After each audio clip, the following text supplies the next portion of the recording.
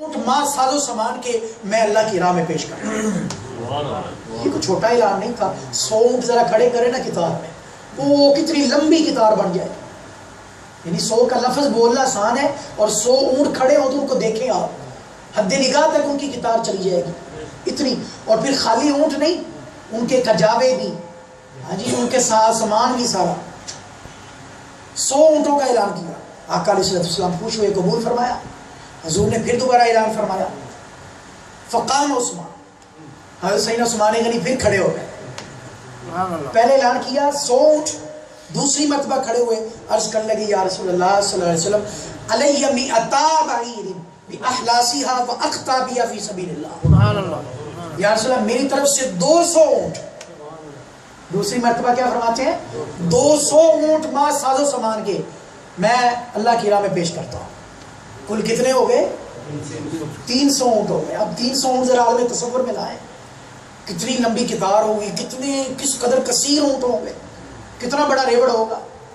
300 اونٹ ماں ساز و سامان کے پیش کر دیے۔ پھر آقا علیہ السلام نے اعلان فرمایا، لوگوں کو ابھارا، آمادہ کیا۔ حضرت سیدنا عثمان غنی ذوالنورین پھر کھڑے ہو، تیسری مرتبہ پھر کھڑے ہوئے۔ یاد رکھیں اللہ کی راہ میں خرچ کرنا بڑا جگرا چاہیے۔ آج تو یعنی حالات ایسے ہیں، لوگ سوچتے ہیں اللہ کی راہ میں، کئی بار سوچ آتی ہے، یہ شیطان ڈالتا ہے نا، قرآن کے لفظ شیطان یعدکم الفقر، یعنی جب اللہ کی راہ میں خرچ کرنے کی باری آتی ہے نا تو شیطان طرح طرح کے وسوسے ڈالتا ہے، غریب ہو جاؤ گے، فقیر ہو جاؤ گے، تمہارے اس وقت ساری ضرورتیں ذہن میں آ جائیں گی، بچوں کی ضرورتیں نہیں پوری کرنی، سارے معاملات گھر کے نہیں پورے کرنے۔ یہ قرآن کے لفظ الشیطان یعدکم الفقر، شیطان تمہیں غریب ہونے کا، فقر کا اندیشہ دلاتا ہے۔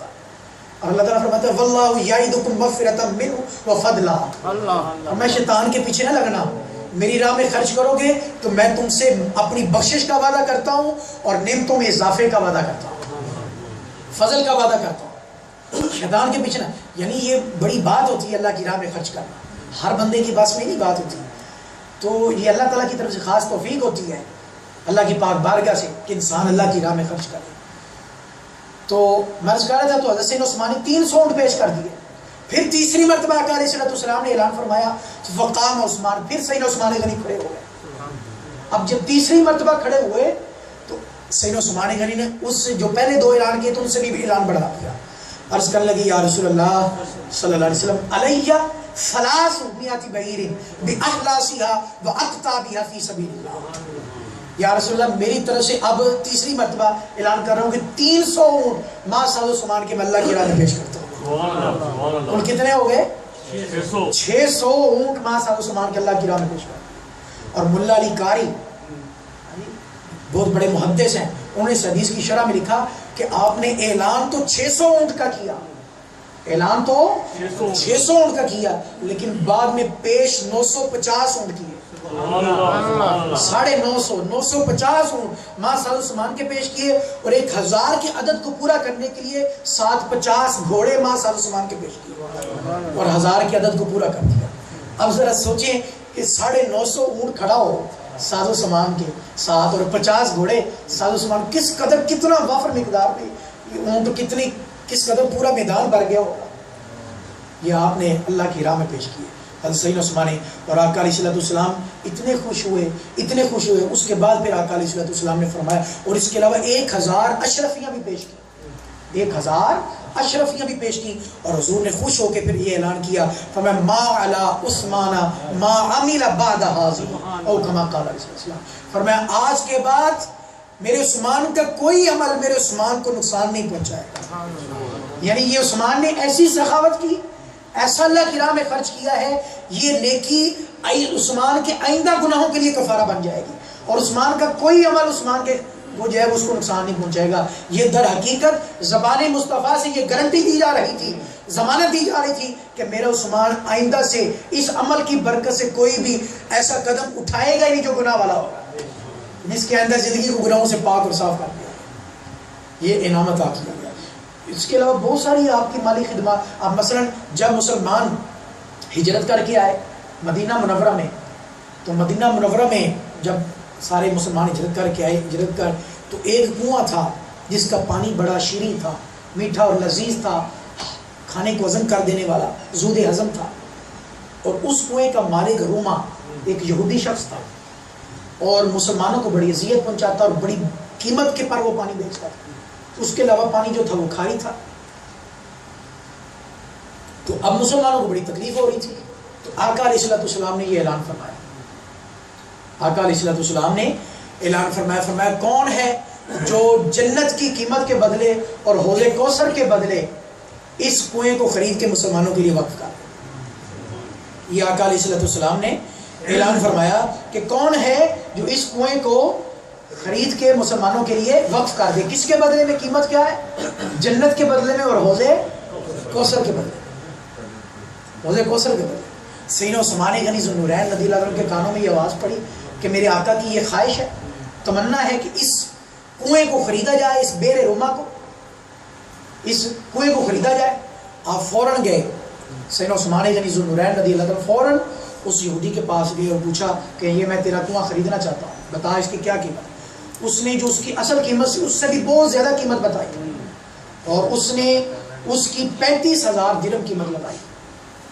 اس وقت کے آج کے وہ اربوں ہوں گے، کروڑوں اور اربوں ہوں گے، اس وقت میں 35,000 درہم اس نے قیمت لگائی۔ کیا کہ 35,000 سیدنا عثمان غنی ذو النورین نے فوراً 35,000 درہم دے کے حضور کے نام رسید کٹوا کے لا کے کنواں حضور کی خدمت پیش کر دی، رسید پیش کر دی، یا رسول اللہ یہ آپ کے نام پہ میں نے کنواں خریدا۔ رسول اللہ کا اب یہ بھی کچھ چھوٹی قربانی نہیں تھی، بہت بڑی قربانی تھی سیدنا عثمان غنی ذو النورین۔ اور پھر اس کا، اور وہ سیدنا عثمان غنی ذو النورین آج اس کنویں کو بیر عثمان کے نام سے جانا جاتا ہے، حضرت سیدنا عثمان غنی ذو النورین کا کنواں۔ اب وہ اس کی قیمت کیا تھی، اس کا معاوضہ کیا تھا؟ جنت اور حوض کوثر۔ پتہ یہ چلا کہ اب قیامت کے دن حوض کوثر سے جو جام پیے گا وہ پیے گا تو حضور کے ہاتھوں، لیکن وہ حوض کوثر کس کا ہے؟ سیدنا عثمان غنی ذو النورین کے حوض کوثر سے پانی پیے گا۔ اللہ اکبر، کیونکہ اس کی قیمت جو ہے وہ حوض کوثر تھی، اور آقا علیہ السلام نے یہ قیمت مقرر کی۔ اللہ اکبر۔ تو یہ سیدنا عثمان، اس طرح کی بہت سارے واقعات ہیں آپ کی زندگی میں۔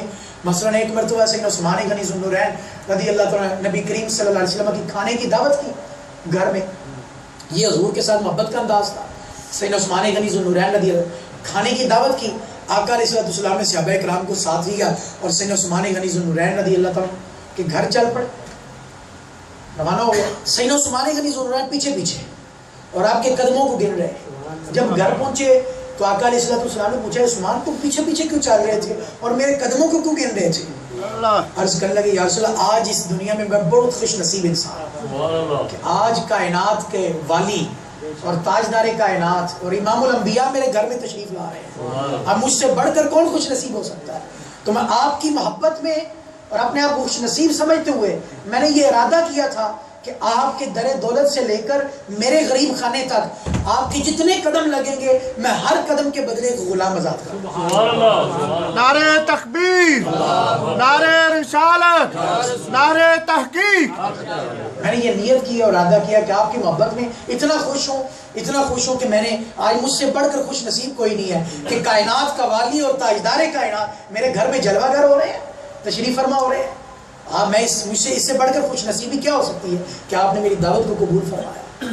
تو سیدنا عثمان غنی ذو النورین میں ہر قدم کے بدلے ایک غلام ہوں، اور یہ تو اس وقت کا معمول۔ اس کے علاوہ سیدنا عثمان غنی ذو النورین رضی اللہ عنہ یہ معمول مبارک تھا کہ آپ ہر جمعے کو ایک غلام آزاد کرتے تھے، یعنی اس وقت غلام آزاد کرنا ایک بہت بڑی قیمت جو ہے خرچ کرنا ہوتی تھی، تو ایک غلام آزاد کرتے، ہر جمعے کو ایک غلام آزاد کرتے، یہ بھی آپ کا معمول تھا۔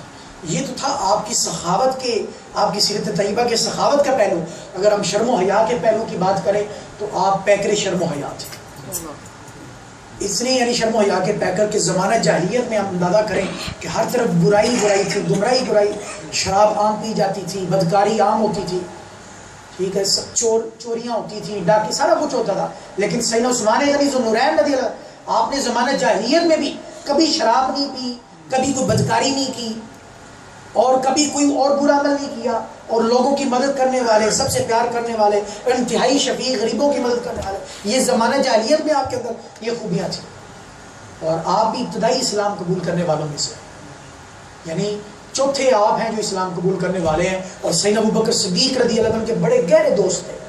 سیدنا ابوبکر صدیق رضی اللہ عنہ نے اسلام قبول کیا اور اس کے بعد اپنے دوست سیدنا عثمان غنی کو دعوت دی. آپ نے فوراً سیدنا ابوبکر صدیق کی دعوت پر اسلام کو قبول کر لیا.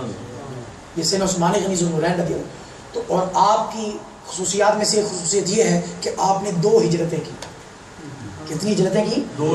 ایک حبشہ کی طرف، چند صحابہ تھے جنہوں نے حبشہ کی طرف ہجرت کی، ان میں سیدنا عثمان غنی ذو النورین بھی تھے.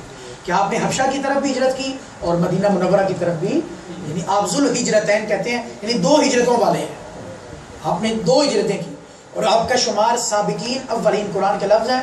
کچھ صحابہ کرام خاص ہیں جن کو سابقین اور اولین کہتے ہیں، یعنی جو سبقت اختیار کرنے والے، جو شروع میں فوراً اسلام قبول کرنے والے تھے، پہل اسلام میں پہل کرنے والے. آپ کا شمار ان مسلمانوں میں ہوتا ہے اور ان صحابہ کرام ہوتا ہے. والسابقون الاولون من المہاجرین والانصار، کہ آپ مہاجرین میں سے، ان مہاجرین میں سے ہیں جو سابقین تھے اور اولین تھے، یعنی جو پہلے ابتدا میں اسلام جنہوں نے فوراً قبول کر لیا تھا.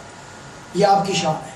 اور پھر آپ کی شرم و حیا کا یہ عالم کہ ایک مرتبہ نبی کریم صلی اللہ علیہ وسلم اپنے گھر میں، صحیح مسلم شریف کی حدیث پاک ہے، صحیح مسلم شریف کی، کہ آقا علیہ الصلوۃ والسلام، اماں جی حضرت سیدہ عائشہ صدیقہ رضی اللہ تعالی عنہا بیان کرتی ہیں، عائشہ تھا قالت کان رسول اللہ صلی اللہ علیہ وسلم مضطجعا فی بیتی کاشفا من فخذی او ساقی فاستأذن ابو بکر فأذن له وهو على تلك الحال فتحدث ثم استأذن عمر. کہ آقا علیہ الصلوۃ والسلام، اماں جی بیان کرتی ہیں کہ میرے گھر میں آرام فرما تھے، آپ ماہ استراحت تھے، لیٹے ہوئے تھے، اور آپ کی پنڈلی مبارک سے کپڑا جو تھا وہ ہٹا ہوا تھا. پنڈلی مبارک سے تھوڑا سا کپڑا ہٹا ہوا تھا. یاد رکھیں پنڈلی سے کپڑا ہٹنا یہ خلاف شرم یا خلاف حیا یا خلاف ادب نہیں ہے. پنڈلی سے کپڑا ہٹنا جو ہے یہ خلاف شرم یا خلاف حیا یا خلاف ادب نہیں ہے. تو اتنے میں سیدنا ابوبکر صدیق آ گئے. انہوں نے آ کے اجازت طلب کی. آقا علیہ الصلوۃ والسلام نے انہیں اجازت دے دی. وہو علی تلک الحال، اور آپ اسی طرح اپنی حالت اور کیفیت کو رکھا، اسی طرح رہے. سیدنا ابوبکر صدیق رضی اللہ تعالیٰ عنہ آ گئے. انہوں نے اپنی گفتگو کی، جو بھی معاملہ تھا بیان کیا، اس کے بعد وہ چلے گئے. اس کے بعد ثم استأذن عمر، پھر سیدنا عمر ابن خطاب آئے. انہوں نے بھی اجازت طلب کی. آقا علیہ الصلوۃ والسلام نے اجازت عنایت فرمائی. انہوں نے بھی گفتگو کی. جب انہوں نے بھی گفتگو کر لی، سارا معاملہ جو بھی ہوا، تو پھر چلے گئے. ثم استأذن عثمان، پھر اس کے بعد سیدنا عثمان غنی ذو النورین رضی اللہ تعالیٰ آپ نے اجازت طلب کی. فجلس رسول اللہ صلی اللہ علیہ وسلم، آقا علیہ السلام اٹھ کر بیٹھ گئے. وسوى ثيابه، اور اپنے کپڑوں کو فوراً درست کر لیا. اپنی پنڈلی پر جو کپڑا ہٹا تھا اس کو فوراً اوپر کر لیا. قالت عائشہ، جب سیدنا عثمان غنی اپنی حاجت بیان کر کے جب واپس چلے گئے، تو اس کے بعد اماں جی حضرت سیدہ عائشہ صدیقہ رضی اللہ تعالیٰ عنہ بیان کرتی ہیں، کہتی میں نے پھر پوچھا کہ داخل ابو بکر ولم تحتش له ولم تبالی، کہ جب سیدنا ابو بکر آئے تو آپ نے یہ اہتمام نہیں فرمایا، یہ کپڑا اوپر کرنے کا پنڈلی کو، اور آپ اٹھ کے نہیں بیٹھے، تو اور نہ آپ نے ان کی یہ خیال کیا ان کے لیے. پھر سیدنا عمر آئے تو آپ نے ان کے لیے بھی یہ اہتمام نہیں کیا. لیکن جب سیدنا عثمان غنی آئے، آپ اٹھ کر بیٹھ گئے اور آپ نے اپنے کپڑوں کو فوراً درست بھی فرما لیا.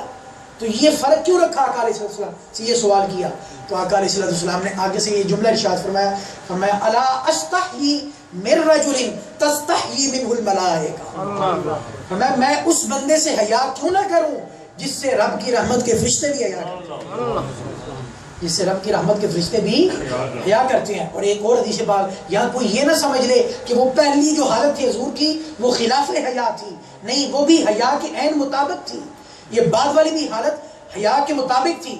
اور سیدنا ابوبکر صدیق اور سیدنا عمر کے لیے یہ اہتمام نہ کیا، سیدنا عثمان غنی کے لیے اہتمام کیوں کیا؟ اس اہتمام کی وجہ ایک اور حدیث میں حضور نے بیان فرما دی، فرمایا عثمان کے لیے اس لیے کیا کہ ان عثمان رجل حیی و انی خشیت ان عزمت له على تلك الحال اللہ یبلغ الی فی حاجتی، او کما قال علیہ السلام. فرمایا اگر میں عثمان کے لیے یہ اہتمام نہ کرتا، عثمان کے لیے اہتمام نہ کرتا، تو عثمان شرم کی وجہ سے اپنی حاجت ہی نہ بیان کرتا تھا، وہ اپنی حاجت ہی میرے سامنے بیان نہ کر پاتی. اس لیے ان کے لیے اہتمام کیا تاکہ وہ اطمینان کے ساتھ اپنی حاجت کو بیان کر سکے. اور سیدنا عثمان غنی ذو النورین کے شرم و حیا کا یہ عالم تھا کہ آپ نے جب آقا علیہ السلام کے دست اقدس پر بیعت کی، اس کے بعد اپنا وہ ہاتھ، دایاں ہاتھ کبھی شرمگاہ کو نہیں لگایا، شرم والی جگہ پر اپنا ہاتھ کبھی نہیں لگایا، اور نہ ہی اپنی شرمگاہ کو دیکھا. اور آپ چار دیواری کے اندر، یعنی جہاں پردے کے اندر بھی غسل کرتے تو تہمت باندھ کر غسل کرتے تھے، یعنی اس